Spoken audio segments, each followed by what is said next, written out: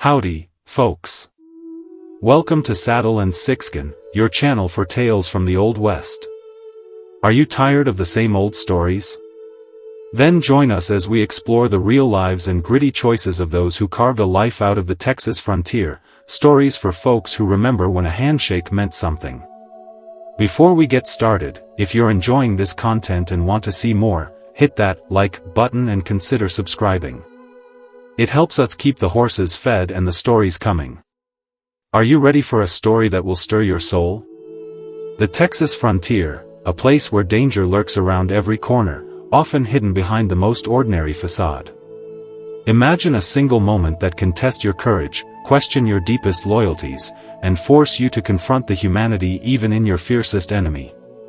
A moment that changes everything. This isn't just a shootout at high noon. These are decisions that define who we are and what we stand for. Are you with me?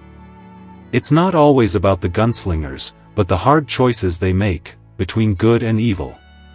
Are you one of those that wants to explore this kind of story, about humanity? We hope you will like or subscribe.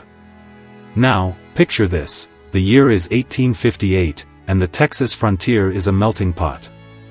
Two different worlds are about to violently collide, the settlers and the Indians. A young woman named Sarah Miller, only 22 years old.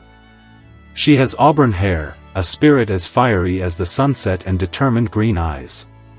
3 months ago, she was captured by Comanche during a raid on her family's homestead. The attack was a swift and merciless blur. Her parents dead, and their small cabin reduced to ashes. Sarah is forced to survive among the people she had been taught to fear. Now, she is a reluctant member of Chief Tallbear's band. You can almost feel her pain, can't you? Sitting outside her hide tent, Sarah is working on a pair of moccasins, just as Nuna instructed her to do. Nuna is the elderly woman who was tasked with teaching Sarah the ways of the Comanche people. Her fingers are raw from the unaccustomed work. But she is determined to survive, at least until she can find a way to escape this nightmare. "You pull the sinew too tight," Nuna commented, her weathered face creasing with disapproval. "The leather will bunch and hurt the foot." Sarah nodded, loosening her stitching. She is grateful for the older woman's patience, despite the language barrier that still separates them. If you're finding this story as compelling as we do, why not take a second to like or subscribe? We've got plenty more tales where this one came from. After 3 long months, Sarah has learned enough Comanche words to manage basic communication. But the nuances of the language still elude her. Across the camp, a group of children are playing near the edge of a wide, slow-moving river that serves as the band's water source. Among them is Queen Iai, the 7-year-old son of Chief Tallbear. Sarah has noticed that the boy has taken a curious interest in her. He often watches her from a distance. "The chief's son watches you again," Nuna says, her dark eyes following Sarah's gaze. "He thinks you are strange, with your pale skin that burns in the sun." "I think he is simply curious," Sarah replied, setting down her work. Children are the same everywhere. Suddenly, a commotion erupts near the riverbank. Just a moment ago the children were laughing and splashing in the shallows, but now there are shouts of alarm. Sarah stands to get a better view. Her heart freezes when she sees what has happened. Queen Iai has ventured too far into the river, where the current is stronger than it appeared. His small head bobs in the water as he struggles against the pull. His panicked cries carry across the camp. The adults nearby rush toward the water, but they are still too far away. Without thinking, Sarah runs toward the river, shedding her deerskin dress as she moves. She grew up near a creek in Tennessee before her family moved west, and swimming was as natural to her as walking. The white woman runs to the water, someone shouts in Comanche. As Sarah plunges into the river, she can hear the surprised exclamations behind her. The Comanche were not known as swimmers. They crossed rivers on horseback or with makeshift rafts. If you are one of those interested in exploring this kind of story, about humanity, and the differences between the settlers and the Indians, We hope you will like or subscribe. The current is stronger than she had anticipated, and the water is cold despite the summer heat. But Sarah pushes forward with powerful strokes. Queen Iai is struggling less now, his strength ebbing as the river carries him downstream. Sarah's lungs burn as she swims harder, finally reaching the boy just as he slips beneath the surface. She grabs his arm and pulls him up, wrapping her arm across his chest as she had been taught by her father. "I have you," she gasped in broken Comanche. "Be still." The boy coughs and sputters, but stops thrashing, allowing Sarah to begin the difficult journey back to shore. The current fights against them, but Sarah angles her body, using the flow to guide them toward a bend in the river where the water slows. By the time they reach the shallows, several warriors have ridden downstream and are waiting. Chief Tall Bear himself wades into the water, his face a mask of contained emotion as he takes his son from Sarah's arms. The boy coughs up river water, but is breathing steadily. Sarah stands shivering in the waist-deep water, suddenly aware of her state of undress and the dozens of eyes upon her. She expects anger or suspicion. Perhaps they will think she had pushed the boy in. But instead, there is a heavy silence as the Comanche try to make sense of what they have just witnessed. Chief Tall Bear hands his son to a waiting woman, then turns to Sarah. His dark eyes studied her with an intensity that makes her want to look away, but she holds his gaze. "You saved my son," he finally said in his own language, words Sarah has learned well enough to understand. "Any person would do the same," she replied, struggling with the pronunciation. The chief shakes his head slowly. "Not any person. Not any white person." He gestures to one of the women who approaches with a blanket and wraps it around Sarah's shoulders. "Today you are not enemy. Today you have Comanche heart." As they walk back to the camp, Sarah feels the curious glances of the people shift from suspicion to something new, something that might with time resemble respect. And though she still dreams of escape, of returning to her own kind, something has changed within her as well. These people whom she had been raised to fear as savages have shown her more humanity in this moment than she had expected to find. That night, as the tribe celebrates Queen Iai's survival with singing and storytelling, Sarah is invited to sit closer to the central fire than she had been permitted before. The boy himself brings her a portion of meat and sits beside her, his dark eyes studying her with open curiosity now rather than distant weariness. "You swam like the fish," he said in halting English, surprising her with words from her language. "How?" Sarah smiled, touching her chest. "Where I was born, there was water. My father taught me when I was small, like you." The boy nodded solemnly, then touched his own chest. "I will learn." As stars appear overhead and the drumming begins, Sarah realizes that in saving this child, she has crossed a river more significant than the one that had nearly claimed his life. What lies on the other shore, she cannot yet say. 2 weeks have passed since the incident at the river, and Sarah finds her position within the tribe suddenly transformed. No longer kept under constant watch, she is allowed to move more freely around the camp, though always within sight of someone. The women have begun to include her in their daily tasks, teaching her to prepare food according to Comanche customs and showing her how to identify useful plants in the surrounding plains. Today, Sarah is working alongside Nuna and several other women, scraping a deer hide stretched on a wooden frame. The monotonous labor gives her time to think about her changed circumstances. Escape still dominates her thoughts, but the urgency has diminished. Winter will come soon enough, and she knows that attempting to cross the vast plains alone before spring would be suicidal. "Your hands work better now," Nuna observed, inspecting Sarah's portion of the hide. "Soon you will not ruin good materials." Sarah recognizes the gruff comment as high praise from the older woman. "I have a good teacher," she replied. Nearby, Queen Iai is watching the women work while practicing with a small bow his father had given him. Since his near drowning, the boy has attached himself to Sarah whenever possible, seemingly fascinated by her difference. In turn, she has begun teaching him more English words, a transaction that Chief Tall Bear permits with silent approval.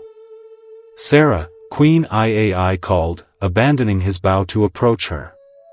Look what I found. He proudly held out a small arrowhead, perfectly formed and clearly ancient. Sarah sets down her scraping tool and examines the stone piece. It's beautiful, she said, turning it over in her hand. Very old, I think. My father says it is from the old ones, the boy explained. He says they watch over us still. He pushed the arrowhead back toward her. It will protect you. Sarah hesitated, knowing such a gift has significance. Are you sure? Queen Iai nodded solemnly.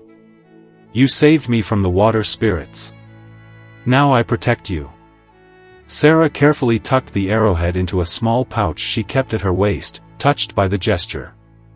Thank you, Queen Iai. As the sun climbed higher, riders appeared on the horizon, returning from a hunting expedition led by Chief Tall Bear. The entire camp stirred with anticipation, as successful hunts meant feast days and trading opportunities with other bands. However, as the riders drew closer, Sarah could tell something was wrong. They rode with urgency, and there was no game visible among them. Women began gathering children, and warriors moved to the perimeter of the camp. What's happening? Sarah asked Nuna, who was already packing away the scraping tools. Trouble comes, the older woman replied tersely. Go to your tent and stay quiet. Before Sarah could comply, Chief Tall Bear rode directly to where the women worked. His face was set in grim lines as he dismounted. Texas Rangers, he said, addressing the gathering crowd in Comanche. A large party tracking our movements. They will be here by nightfall. Sarah's heart jumped at the mention of Rangers, white men, possibly searching for captives like her. This could be her chance to return to her own kind. Yet, the thought brought less joy than she would have expected even a few weeks earlier. The chief's eyes found Sarah among the women. He spoke directly to her in his limited English. They come with many guns. They not ask questions first. He studied her face. You won't go with them? The directness of the question caught Sarah off guard. Around her, the tribe was already beginning the practiced routine of breaking camp, women dismantling lodges while men gathered horses. This was a people accustomed to swift movement when danger threatened. They might kill all here, Chief Tall Bear continued when she didn't immediately answer. Even you, Rangers, see all Comanche as enemy. See all who live with Comanche as traitors. Sarah understood the implication. If the Rangers found her living among the Comanche, especially now speaking some of their language and dressed in their clothing, they might assume she had gone native, a fate considered worse than death by many settlers. What will you do? She asked. We move north to join Wintermouth Band near Sacred Medicine Rocks. Safe place, he gestured at the bustling camp. You choose now. Stay or go. It was the choice she had dreamed of since her capture, presented in the least expected way. Freedom offered by the very man who had authorized the raid that had made her a captive. Queen Iai, she said suddenly. Where is he? A flicker of something, perhaps approval, crossed the chief's stoic features. My son helps with horses. Sarah looked around at the camp that had been her prison and increasingly her home. At Nuna, who watched the exchange with knowing eyes, at the women who had begun to treat her as one of their own, at the distant figure of Queen Iai leading a pony to the gathering herd. I will stay, she said finally. They would not understand that I am not harmed here. Chief Tall Bear nodded once, accepting her decision without surprise. We ride in 1 hour. Be ready. He turned to go, then paused. Sarah Miller, you make hard choice. Sometimes hard choice is right choice. As he walked away, Nuna approached with a bundle of Sarah's few possessions already gathered. I knew you would stay, the older woman said. The spirits spoke this to me when you first came. Did they? Sarah asked, taking the bundle. Nuna shook her head with a small smile. No, but I saw how you look at the boy and all our children. You have good heart. Too good for those who would shoot first and talk after. An hour later, Sarah rode beside Nuna in a procession heading north, away from the advancing rangers. Behind them, the camp had been dismantled so thoroughly that only the most experienced tracker would know people had been there at all. As they crested a rise, Sarah turned for one last look at the river where she had saved Queen Iai, where her life had taken an unexpected turn. Somewhere to the south were people who looked like her, spoke her language, shared her customs. Yet, as the distance grew, Sarah realized that the ties that bound people together were more complex than shared blood or skin color. They were formed in moments of choice, of courage, of connection, and with each hoofbeat taking her farther from her old life, she felt those new ties strengthening. We will reach the winter grounds in 5 days, Nuna said, breaking into her thoughts. There you will meet more of the people. There you will learn to be truly Comanche. Sarah nodded, feeling both trepidation and a strange sense of anticipation. The path ahead was unknown, but for the first time since her capture, she was choosing it herself. The winter camp of the combined Comanche band stretched across a sheltered valley, protected from harsh winds by towering rock formations that the people called the Standing Grandfathers. 3 months had passed since Sarah had made her choice to remain with Chief Tall Bear's band, and the cold season had settled fully upon the plains. Snow dusted the ground as Sarah emerged from her lodge, wrapped in thick buffalo robes. Her face, once pale and prone to burning in the summer sun, had taken on a weathered quality from constant exposure to the elements. Her hands, once soft from a settler's life, were now calloused and strong from Comanche work. Sarah, come quickly. Queen Iai called, running toward her with excitement lighting his face. The storyteller has arrived. Sarah smiled at the boy's enthusiasm. During their journey to the winter grounds, she had continued teaching him English, and in return, his constant chatter had improved her Comanche significantly. Now they often spoke in a blend of both languages, creating a private connection that both valued. Is it old Grey Wolf? She asked, following the boy toward the central gathering area where a large fire burned. Yes, he brings news from all the bands and the best stories. Father says he remembers the time before any white eyes came to our lands, Queen Iai replied. Sarah had heard of the revered storyteller from Nuna and others. Grey Wolf was not only an elder whose memory stretched back decades, but also served as a messenger between scattered Comanche bands, carrying news and maintaining connections across vast distances. The camp had already gathered in a wide circle around the fire with places of honor prepared for Chief Tall Bear and the visiting storyteller. Sarah hesitated at the edge of the gathering, still conscious of her outsider status despite months of integration. Queen Iai tugged at her hand, pulling her forward. You sit with us, he insisted, leading her toward where his father was already seated. As they approached, Sarah noticed the old storyteller watching her with intense curiosity. Grey Wolf was ancient by frontier standards. His face deeply lined and his long hair completely white. Yet his eyes remained sharp, missing nothing as he observed the white woman in Comanche dress being led by the chief's son. Chief Tall Bear nodded slightly as Sarah approached, indicating she should sit nearby, but not directly in the family circle, an acknowledgement of her improved status without overstepping cultural boundaries. She settled onto a buffalo robe, Queen Iai sitting close beside her, as was his habit. Grey Wolf began with formal greetings in Comanche, his voice surprisingly strong despite his advanced years. He acknowledged each band represented in the winter camp, recounting recent hunts, births, and notable events. Then his gaze fell once more on Sarah. I see the people of Tall Bear have brought something unexpected to our winter fires, he said in Comanche, a white flower growing among prairie grass. The gathering grew quiet, all eyes turning toward Sarah. She felt heat rise to her face, but kept her expression composed as Nuna had taught her. Chief Tall Bear spoke, she saved my son from the river spirits when stronger warriors could not reach him. She chose to stay with us when rangers came hunting. She learns our ways with respect. Grey Wolf studied Sarah for a long moment, then nodded slowly. The old stories tell us that sometimes Esekanio, the Creator, places people in unexpected places for purposes we cannot see. He switched suddenly to perfect, if archaic English. What do they call you, daughter of the white people? Surprised to hear her native tongue spoken so fluently by the elder, Sarah answered, my name is Sarah Miller. Ah, Grey Wolf replied, still in English. And before you lived among the people, what was your life? My family farmed near the Brazos River, Sarah replied. Before that, we lived in Tennessee. Grey Wolf switched back to Comanche, translating her words for those who didn't understand English. I too once lived among the whites, he explained.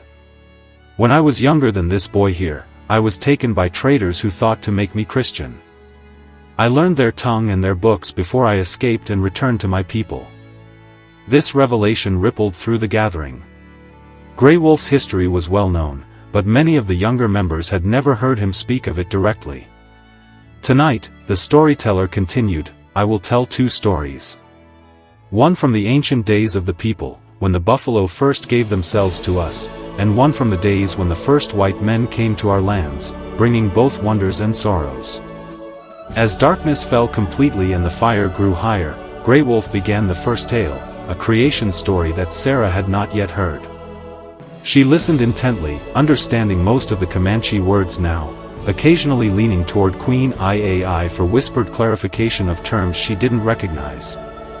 The storyteller wove images of a time when animals and humans spoke the same language, when the world was new, and the Comanche people first learned to live on the Great Plains. His hands moved expressively, his voice rising and falling with the drama of the narrative. Around Sarah, the people listened with rapt attention, even the smallest children sitting quietly, absorbed in the ancient tale. When the first story concluded, there was a pause for food and drink to be distributed. Queen Iai brought Sarah a wooden bowl of stew and sat beside her again. Do you like the story? He asked in English. Very much, she replied. We have stories too, but different.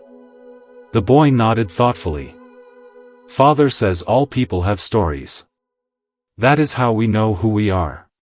Sarah was struck by the wisdom in the child's words. Your father is right. Perhaps someday I will tell you stories from my people. I would like that, Queen Iai said seriously. Then I will know you better. As the meal concluded, Grey Wolf began his second tale, the promised story of first contact between the Comanche and European settlers. This narrative was darker, filled with misunderstandings and conflicts, but also moments of cooperation and exchange.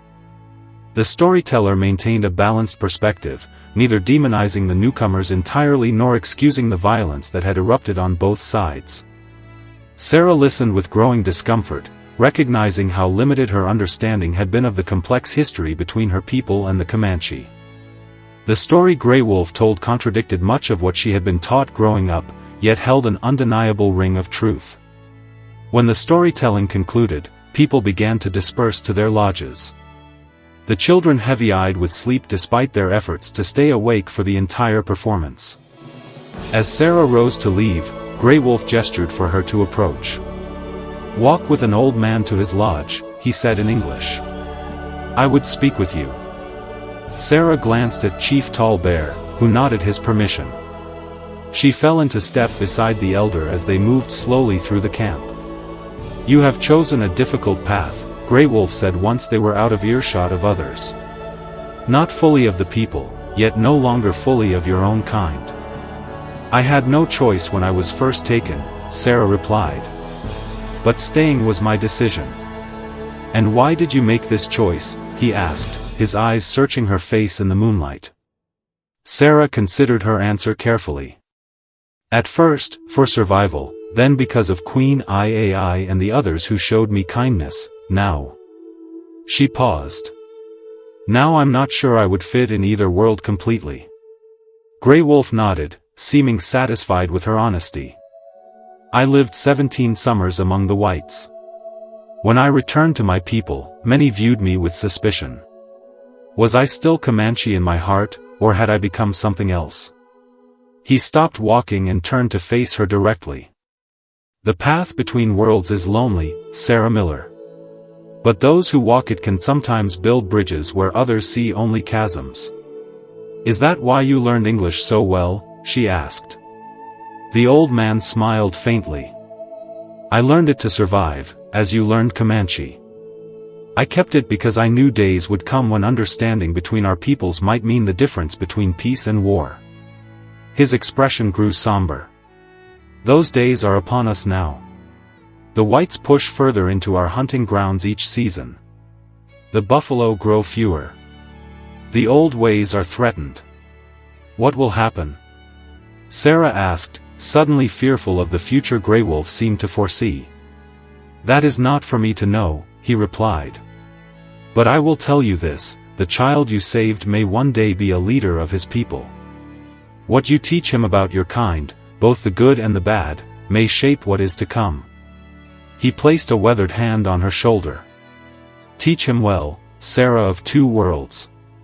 With that, Grey Wolf continued toward his assigned lodge, leaving Sarah standing alone under the winter stars, pondering his words and the unexpected role she had found herself playing in this clash of civilizations.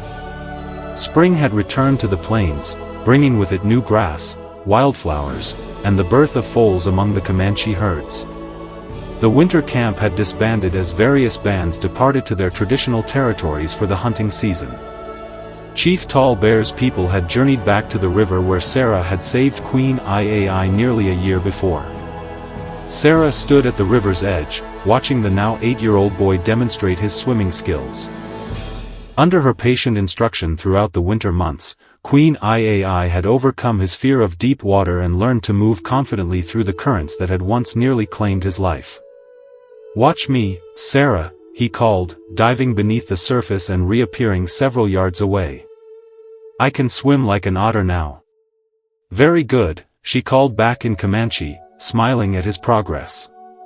Remember to keep your movements smooth, not rushed. As Queen Iai continued practicing, Sarah became aware of a commotion in the camp behind her. She turned to see riders approaching, warriors returning from a scouting expedition earlier than expected. Their urgent pace suggested trouble. Sarah called Queen Iai from the water and hurried back to camp with the boy at her side. They arrived as Chief Tall Bear was receiving the scout's report. Army soldiers, the lead scout was saying in Comanche. Many with wagons and big guns. They build a fort near Crooked Creek, 3 days' ride from here. Sarah felt a chill despite the warm spring air. Army presence meant increased conflict was likely, especially as summer hunting would take the tribe closer to the area settlers coveted for farming and ranching. Chief Tall Bear noticed her arrival and gestured for her to join the council. Over the past months, he had increasingly sought her perspective on white settlers' ways and intentions, a role Grey Wolf had foreseen for her during his winter visit.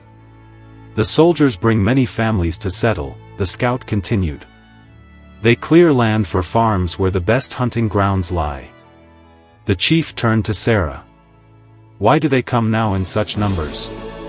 Sarah considered what she knew of government policies and settler patterns. The war between the states has ended, she explained in Comanche. Many soldiers have no work now. The government gives them land here as payment.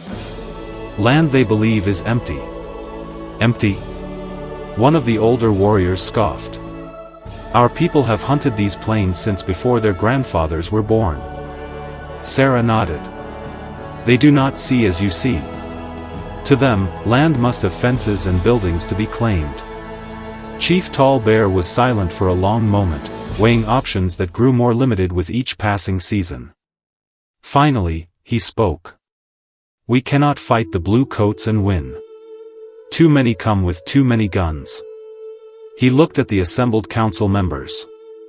But neither will we surrender our ways or allow ourselves to be penned like the whites' cattle. What will we do, father? Queen Iai asked, his young face serious beyond his years.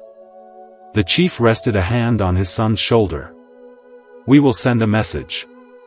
We will speak with these soldiers before blood is shed.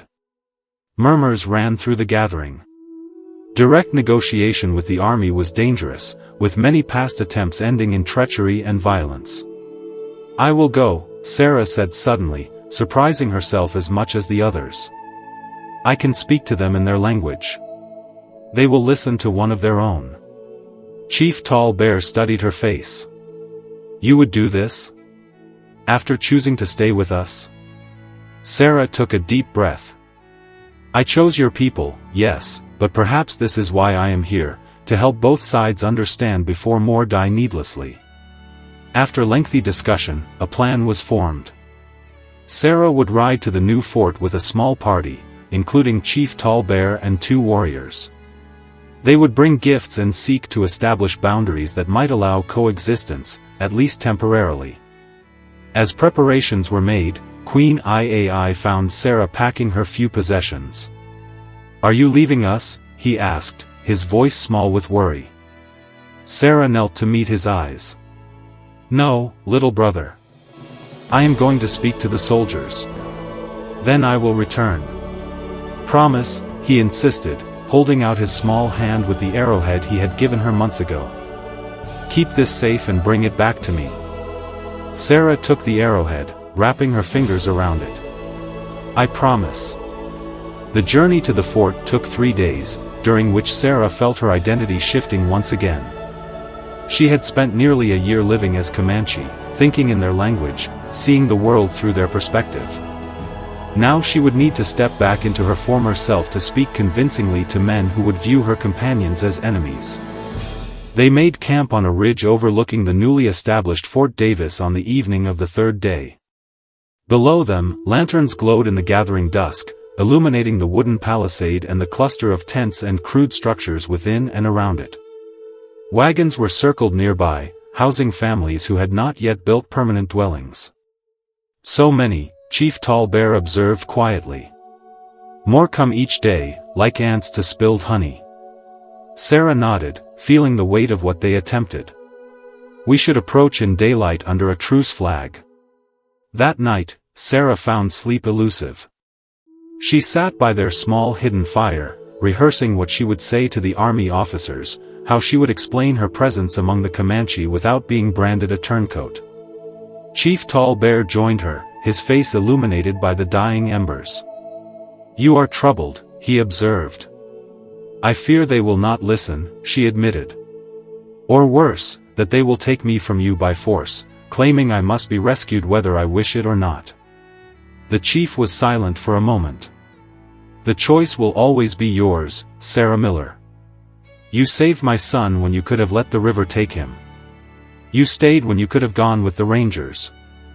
Whatever happens tomorrow, know that you have a place among the people for as long as you wish it. His words comforted her, and eventually Sarah slept. Morning brought clarity and courage. Sarah dressed in a combination of Comanche and settler clothing, a practical compromise that she hoped would symbolize her position as mediator. The small party descended toward the fort, a white cloth tied to a lance held by one of the warriors. They were spotted when still half a mile out. Soldiers scrambled to defensive positions, and for a tense moment, Sarah feared they might be fired upon despite the truce flag. But an officer emerged, ordering his men to hold their fire as the unusual party approached. Halt there, the officer called when they were within earshot. State your business.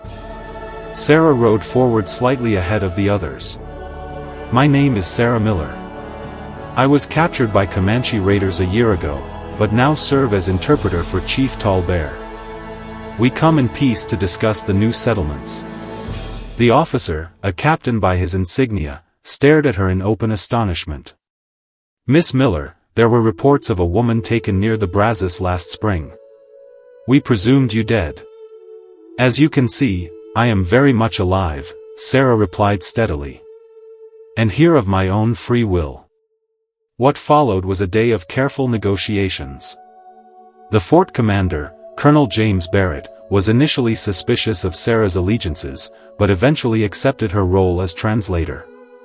Chief Tall Bear presented his concerns with dignity, the encroachment on hunting grounds, the need for access to traditional water sources, the disruption of migration patterns. Sarah translated faithfully, adding cultural context where needed, helping each side understand the other's priorities and limitations. By afternoon, a tentative agreement had been reached, a boundary line that would remain uncrossed by settlers for 1 year, access rights to the river for the Comanche, and a monthly meeting to address any conflicts that arose. As they prepared to depart, Colonel Barrett approached Sarah privately. "Miss Miller, you should know that your uncle has been searching for you since the raid. He lives in Austin now. I am duty-bound to inform him of your survival." Sarah had not thought of her father's brother in many months. The connection to her past life felt distant, yet undeniably pulled at her heart. "Thank you for telling me, Colonel. Please let him know I am well." "You could return with the next supply wagon," Barrett suggested, studying her unusual appearance. "Your place is with your own kind, surely." Sarah looked across the fort yard to where Chief Tall Bear waited with his warriors. "My place, Colonel, is where I choose it to be. For now, that is with the people who have become my family." Barrett seemed about to argue, but instead nodded reluctantly. "The offer remains open, Miss Miller, should you change your mind." The return journey to the Comanche camp was made in thoughtful silence, each member of the party contemplating the uncertain future that lay ahead. Sarah knew the agreement they had reached was temporary at best, a brief pause in the inexorable westward expansion that threatened the Comanche way of life. As they approached the camp on the evening of the second day, Queen Iai ran out to meet them, his face alight with relief when he spotted Sarah riding beside his father. "You came back," he exclaimed, reaching up to her as she dismounted. Sarah lifted him in a brief embrace. "I promised, didn't I?" She placed the arrowhead back in his small palm. "I kept it safe, as I said I would." That night, as the tribe gathered to hear the outcome of the negotiations, Sarah sat in the place that had become hers, not fully inside the inner circle, yet no longer at the margins. Chief Tall Bear recounted the agreement, explaining the boundaries and conditions to his people. When he finished, an elder asked, "How long before they break this promise, as whites have broken others?" The chief glanced at Sarah before answering, "Perhaps this time will be different, with one who knows both worlds to help us speak to each other." Later, as the gathering dispersed, Queen Iai found Sarah near her lodge. "Nuna says you could have stayed with your own people today," he said, his dark eyes serious. "Why did you come back to us?" Sarah considered how to explain the complex feelings of belonging and purpose she had found among the Comanche. "Long ago when I first came here, I was a captive," she said carefully. "Now I stay because this is where I'm needed most." The boy nodded, seeming to understand. "Will you teach me more swimming tomorrow?" "Yes," Sarah promised, smiling at his simple acceptance. "And perhaps you can teach me to use that new bow your father gave you."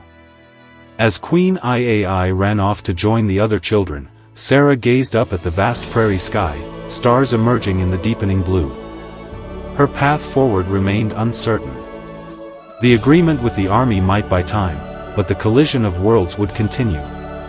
Her uncle might come searching for her, offering a return to her former life. Yet in this moment, watching the Comanche camp settle into evening routines, Sarah felt a certainty that had eluded her since her capture. She had not chosen the circumstances that brought her here, but she had chosen to remain, to build connections, to become a bridge between peoples who saw each other as strangers. Whatever came next, whether peace held or conflict returned, she would face it as Sarah of two worlds, as Grey Wolf had named her, not fully belonging to either, yet vital to both. And in that unique position, perhaps she could help write a different ending to the story than the one history seemed determined to tell. Well, that's our story for today, folks. We hope you enjoyed this journey into the heart of the Texas frontier. If you liked what you saw, don't forget to give us a like and subscribe to Saddle and Sixkin for more tales of the Old West. If this is your cup of tea, tell us in the comments what part of the United States do you like, and why are you here? See you on the next trail.